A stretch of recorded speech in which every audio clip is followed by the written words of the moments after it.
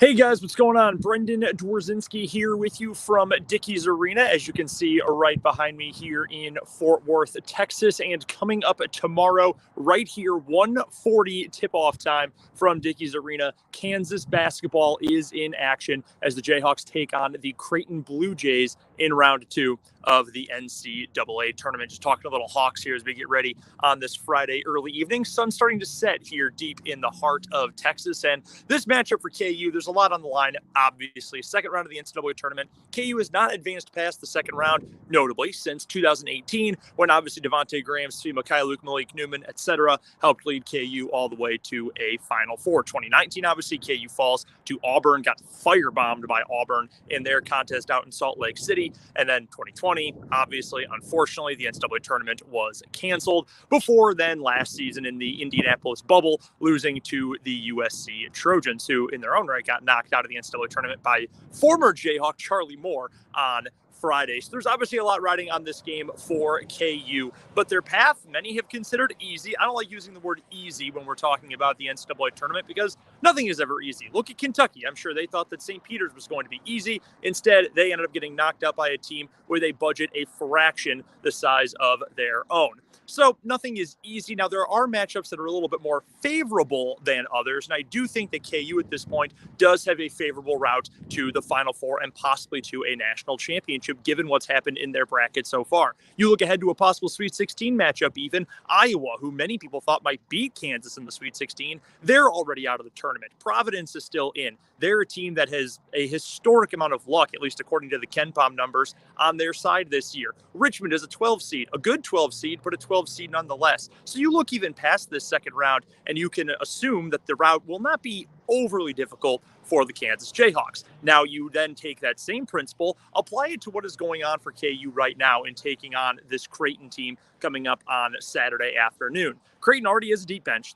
Or a short bench, I should say. They were only a 9 seed for a reason in the tournament. They went to overtime in a marathon game against San Diego State on Thursday night. And now they're playing without arguably their best, maybe second best player, certainly their most important defensive player in Ryan Kalkbrenner, who suffered what seemed to be a significant knee injury in that win over San Diego State. Now, the good thing for Creighton, for Kalkbrenner, and this is according to his head coach, Greg McDermott, it's not expected to keep him out going into next year. He should be able to go through summer workouts. But he is out for the NCAA tournament, and that only means good things for Kansas. Greg McDermott just earlier today did say, hey, there aren't many teams that build their entire defense around one guy, but that's the kind of player that Kalkbrenner is. He's the anchor of their defense, averages over 13 points a game, 7.7 rebounds a contest as well. So with him out and Creighton already, as I mentioned, with that short bench and a short rotation, they're likely not going to go more than 6, maybe 7 players in this game against KU.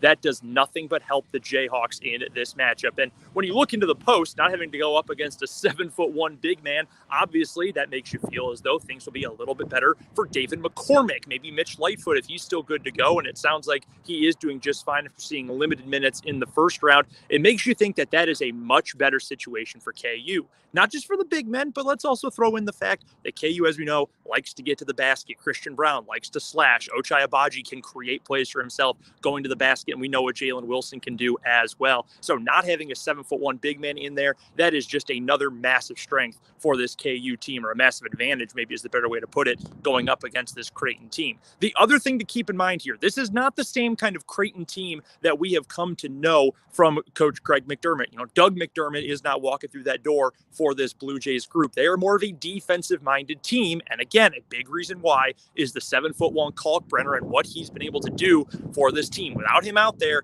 that's going to take away a major piece of a team that all season long has relied on its defensive pressure, defensive intensity, and frankly, defensive production. So all of those things line up to make this a better situation, a better matchup for KU. Now, you do have to keep in mind, as I said, the same reason I don't like to call things easy or any road easy in the NCAA tournament, because nothing is. An upset could happen at any given time. Creighton could get hot from 3 in this game, have point guard Trey Alexander, who really stepped up on Saturday night, come out and have a huge night. That would obviously change things for the Jayhawks. But when you factor in the matchup down low, When you also factor in that Remy Martin is playing some of the best basketball of his entire career, he was sensational with 15 points, 4 assists, and an efficient night from the floor as well, 6 out of 8 in the win over Texas Southern in the opening round.